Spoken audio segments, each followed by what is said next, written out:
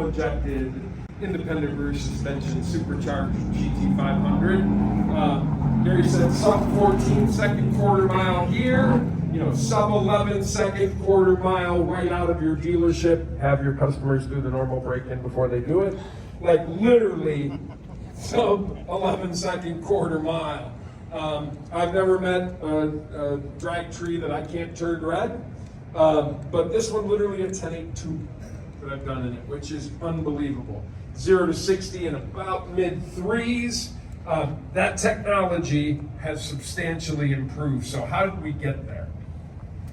GT350, 5.2 liter, flat plane crank, naturally aspirated, 8250 redline, Tremec manual transmission.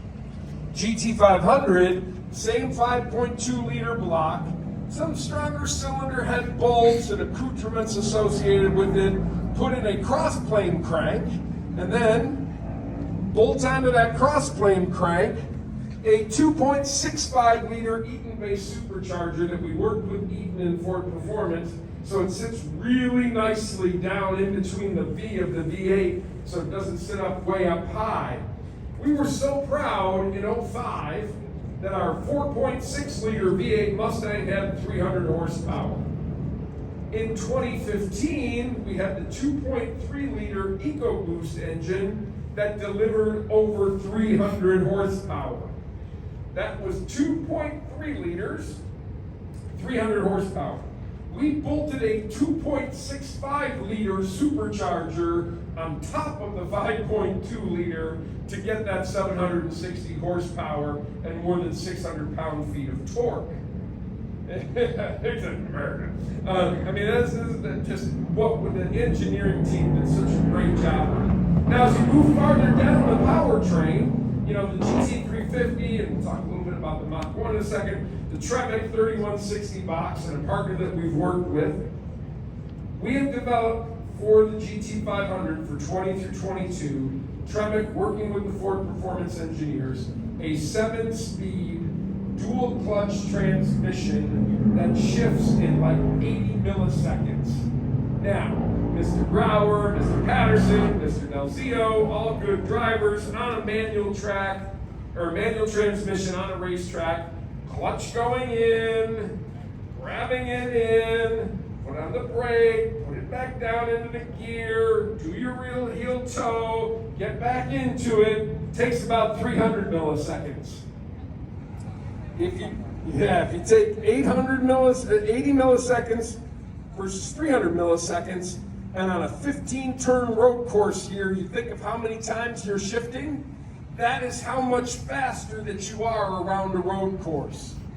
And to talk a little bit about the development, I'd like to introduce Jeff Brower, who is the Shelby GT500 development engineer who worked on this program. So Jeff. Thanks, Jim. When we started this program, we knew that we were going to do a DCT transmission. That was a given. The 1314 GT500, we had kind of gone as far as we could with the manual. We knew that we needed something to bring us into the future. We weren't sure how it was going to work out. We didn't know how we'd like it, how the customers would like it. Our early development vehicles had a manual until the Tremec Trans was ready. And like we suspected, it was pretty hard with the manual to control this car on the racetrack. Once we got the Tremec DCT in the cars and slightly tuned, it was evident right away that we had a winner and this was going to be the future for us in this car. And we got it to where basically it would always shift in track mode at the right time, in the right gear. It had a brilliant mind of its own to always, it would read your mind, it would know where you needed to be, what gear it needed to be in. So we took the Billy Johnsons and the Steve Thompsons, the development engineers, put them in the car in manual mode, and recorded exactly what gear it's in at all times, what speeds, everything. And then we gave Tremec the assignment, match that, no matter what track we're on, it needs to shift every bit as good, every bit as quick, at exactly the same point in the track as the same trans in manual mode. In the end, we ended up with a trans that put Billy in the car, put Steve in the car, and exact lap times, whether they were in manual mode or auto mode. We got to our media launch with the customers. Everybody was, had their reservations. Was this the right thing? Why didn't you do a manual? They got out of the car and pretty much to a person said, we get it now. This was the right answer.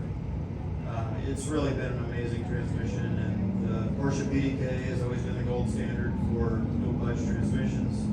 And I think media, customers, everybody agree now that we're just as good as the best transmission there is out there. And in some ways, I think we're better.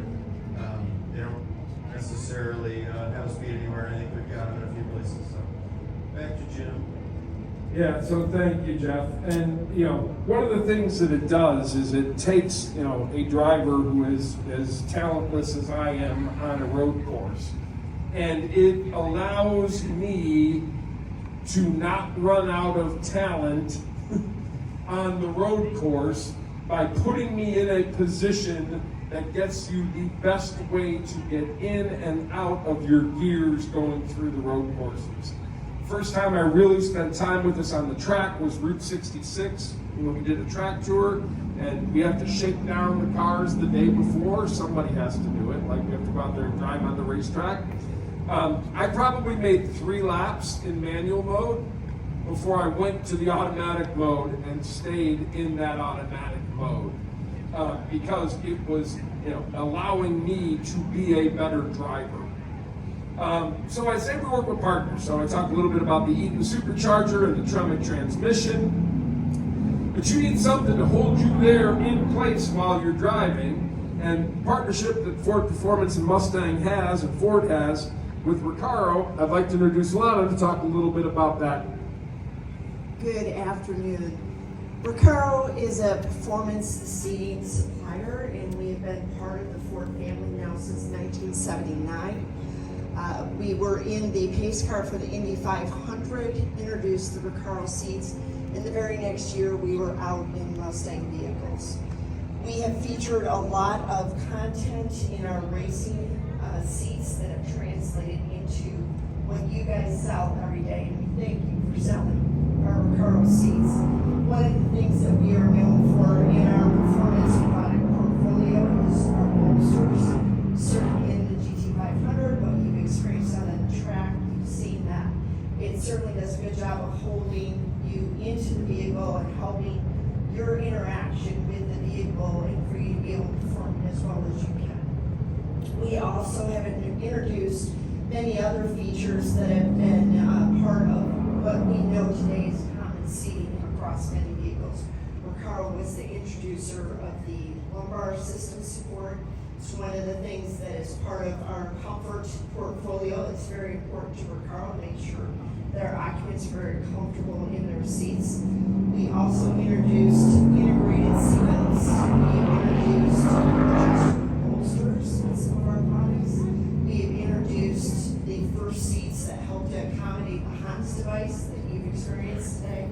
So we continue to look at innovating our Recaro product, being a leader in innovation in our seats, and hopefully you're seeing that with your customers as they're coming in and looking at our product in your dealerships, and that you are appreciating it as part of the performance portfolio.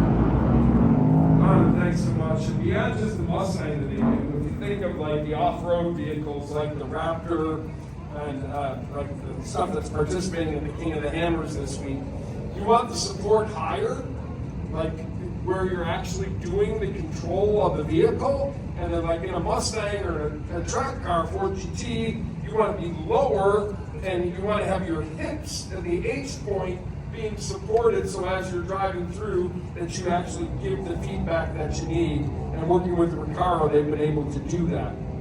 Beyond that, the integration into the Federal Motor Vehicle Safety Standards, right? It still is with the airbags and the seatbelts. It works in conjunction with a great race feel, which is really good. We're glad to have Recaro as part of it. Now, if we want to come around over to this corner here and kind of look over here, back here in the corner, you guys don't have to come all the way down here. We're going to come over here by Jeff. I want you to look here. The 1960s era drivers were far crazier than than we are today from a driver, and much better athletes because they had to throw their bodies around. To give an idea, this is the outside Goodyear tire and wheel from the 68 GT500. The outside diameter of this wheel is about the same size as the rotor for the 22 GT500. And the tire, the width of the tire is skinnier than the width of the 6-piston Brembo caliper that we have started.